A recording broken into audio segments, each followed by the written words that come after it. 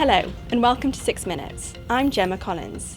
This week we're taking a closer look at Australia's Medicare watchdog, the Professional Services Review.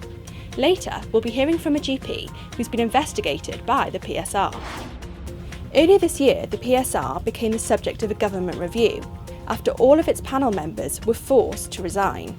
And this week it all came to a head as its director, Dr. Tony Webber, said he'll be standing down in August after 6 years in the job.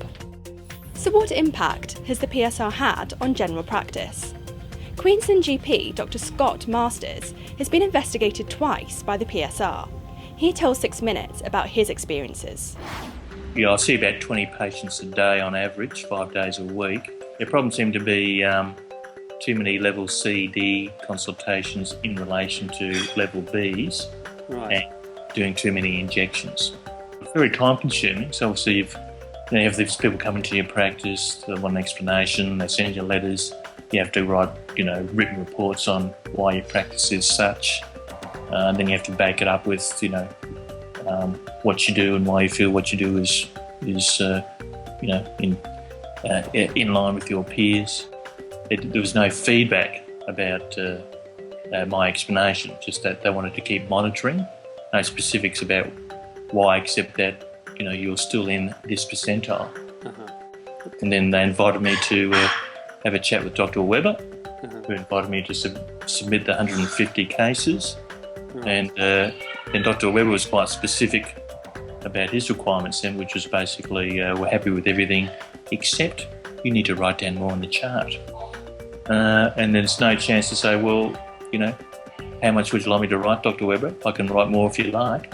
Nobody else has required that of me yet. But you don't actually get that opportunity. It's, we haven't actually done it, so pay us back, $20,000 and we'll call it quits.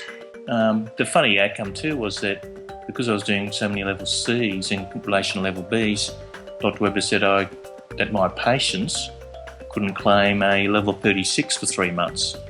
So it was really, it was more penalising the patients.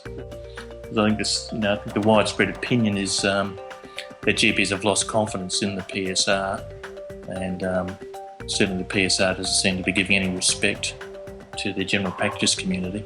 But I think the big thing we'd like to see is just a chance for better communication and a chance for a PSR committee that people feel are truly their peers, right, and then the chance to appeal the medical facts of that decision, like every other person in Australia gets to do if they go to court. You have a chance for an appeal. At the moment you can't appeal on the medical facts, only on the legal process. This is just one of the stories that you can read about in our daily 6 Minutes newsletter. We always welcome your feedback. Please get in touch by emailing comment@6minutes.com.au.